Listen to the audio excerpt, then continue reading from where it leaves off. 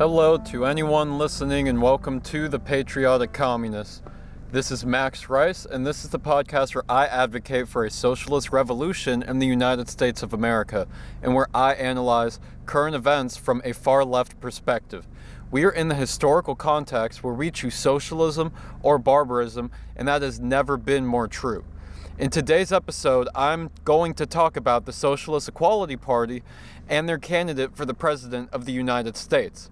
I'm going to go over why I'm going to vote for Joseph Kishore in Santa Cruz of the Socialist Equality Party, and I'm also going to explain why I believe you should too if you consider yourself a socialist.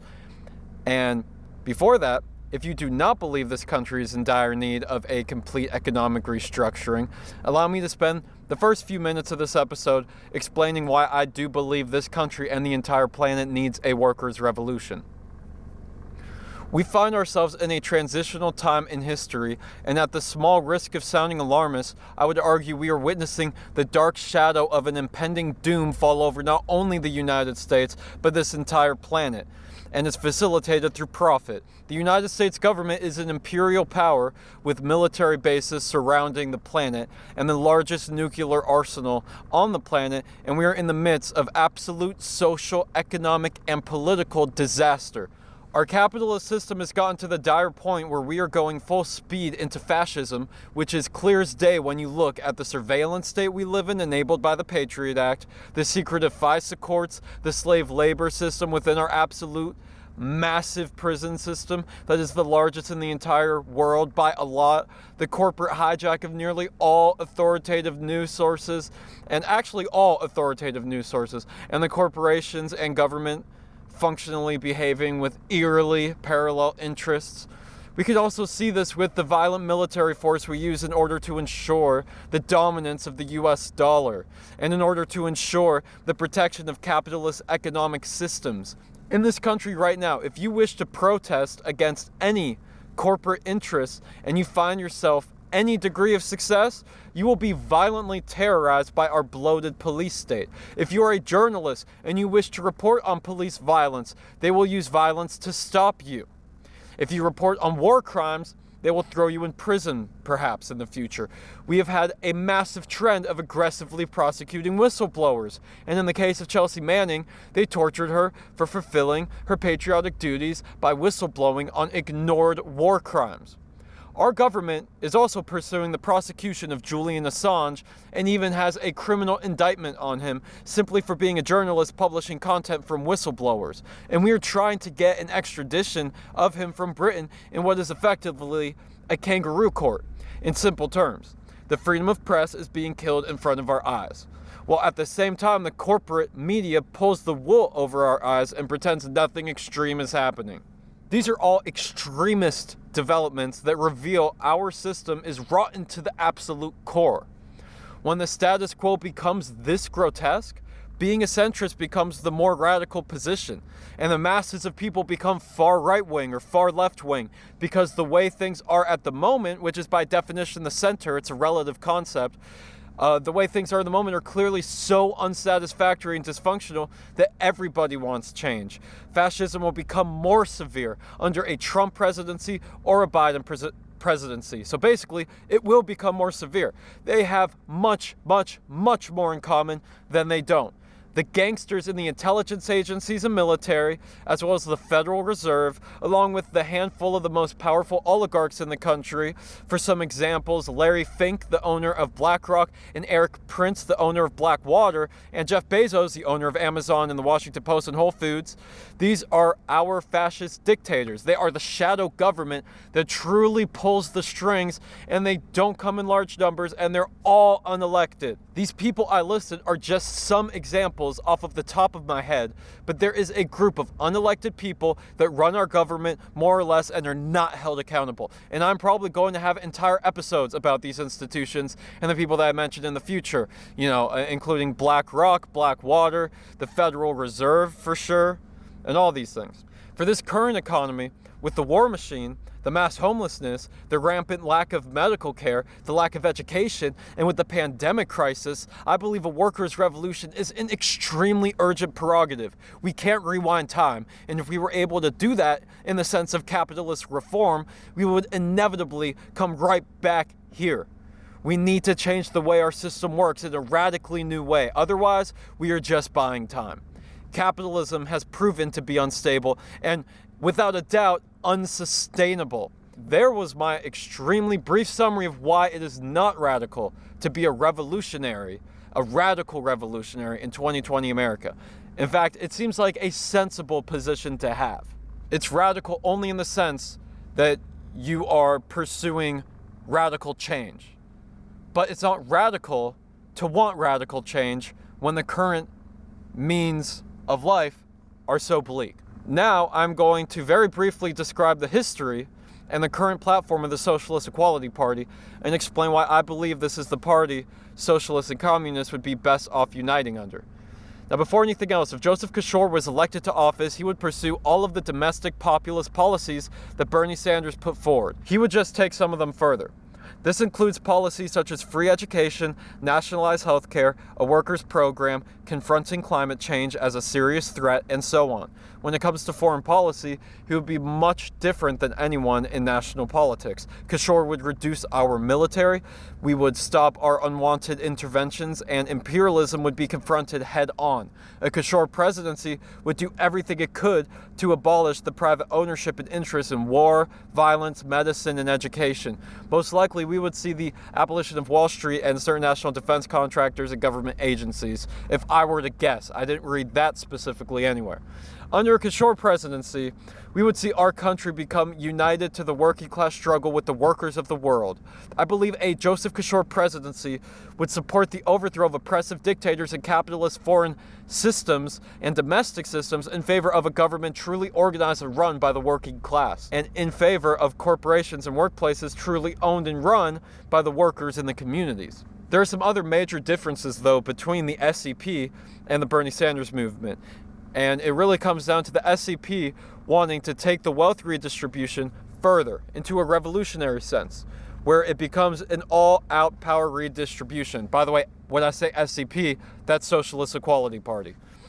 Joseph Kishore and the Socialist Equality Party see capitalism as the problem that must be confronted. And the way they see this being confronted is through rank and file organization in the workplace, through the power of the working class and the masses. Now compare this to Bernie Sanders wanting to reform to the capitalist system, simply wanting to change some things around the edges. And even to that, Bernie Sanders is a failure in being a strong component for even his own moderate beliefs. When you see how he voted for the CARES Act, which is completely opposite of his acclaimed political beliefs of capitalist reform. I will say this a lot of times throughout the existence of this podcast, but the CARES Act was the largest upward transfer of wealth in human history and was effectively a corporate coup of our country. When the people in the United States are most scared and vulnerable economically, the political system that is essentially run by corporations uses the opportunity to rob us all absolutely blind, and Bernie Sanders voted for that crime against us, which is frankly a crime against his own supporters. These criticisms of Bernie Sanders have been made by Joseph Kishore and the Socialist Equality Party. They recognize the real problems, and he is not a political careerist like many people in the DSA and the Green Party are. Now, don't get me wrong, of course he won't win, but why would you vote for a monster like Biden or Trump just because they will win? That's very obedient of you, and I'm sure the ruling class appreciates it, but you have no obligation to do that. The way we evaluate who we vote for is who we think would make the best president. And the logical way to do that is to think about and research what they claim they believe and what they would do in office. So that's what I'm presenting to you guys today. Kind of a cliff notes, obviously. The Socialist Equality Party stands in solidarity with and under the political authority of the International Committee of the Fourth International, which is the international party for world socialist revolution that was founded by Leon Trotsky back in 1938. This is an organization that has existed a long time and has the benefit of detailed historical analysis and a lot of experience doing it. One of the key aspects of the Socialist Equality Party and the Fourth International is unsurprisingly, internationalism. This is the concept of a worldwide workers' revolution, and the concept that the only way we will achieve stable socialist and communist societies is together. And this is the concept of permanent revolution, which Trotsky wrote about during his time. Now, I'm not the person to ask for a detailed explanation of these philosophies and ideologies, although I'm studying them, and hopefully before too long I will be that person. But the main point I'm trying to make in this episode is that the Socialist Equality Party is a truly revolutionary party. This is a political group that rejects the Democrats and Republicans and capitalism as a whole, and has been doing this for a long time. They believe in empowering the international working class to take their freedom into their own hands. They are dedicated Marxists, and the Fourth International publishes the World Socialist website, which is a massively important educational asset to me and thousands of like-minded socialists, and even non-like-minded socialists and non-socialists all around the world. I believe these unique aspects of the SCP and the Fourth International are very important, because if a political organization does not make it clear that the Democrats and Republicans are both hostile political enemies to the working class, then they expose their short-sightedness and will not be successful at sustaining the mission of raising the class awareness of society towards one of revolutionary intentions. The history that this organization has behind it is also essential. Their Marxist analysis of the United States is unparalleled. Another really important point about the Socialist Equality Party and their candidate Joseph Kishore is that they acknowledge the trivial nature of voting and the rigged state of our political system. While they are running for president, they make it very clear that the only real mode for change in the United States and the world at this moment in time is through the mobilization, organization, and expression of labor power through the working class. They also make it abundantly clear that they are against the concept of private property and see it ultimately as the key sickness of capitalism. The Fourth International and the SCP were founded on the basis of opposing Stalinism, which saw the socialist revolution as a nationalistic endeavor, and this ultimately failed with the collapse of the Soviet Union in the 90s. So this political movement was founded in left-wing opposition to the Soviet Union, which was threatening enough to get Trotsky assassinated. But the very fact that this organization was founded under those historical conditions is extremely valuable as a collective intelligence and wisdom for revolutionary movements. I'm going to now read the first paragraph of the principled foundations of the Socialist Equality Party, and I will provide a link for you guys if you want to read more. The document begins with this opening paragraph, which I believe does a good job at summarizing what the SCP's analysis of current events are. And I really do agree with everything they say here personally. But anyways, they say this, and again, the principled foundations of the Socialist Equality Party, I'm putting the link to this in my podcast, and it says this, quote, "The program of the Socialist Equality Party is of a principled, not of a conjunctural and pragmatic character. It is based on an analysis of the crisis of world capitalism and an assimilation of the strategic, revolutionary experiences of the working class and the international socialist movement. The world economic and political system is, in its fundamental characteristics, imperialist.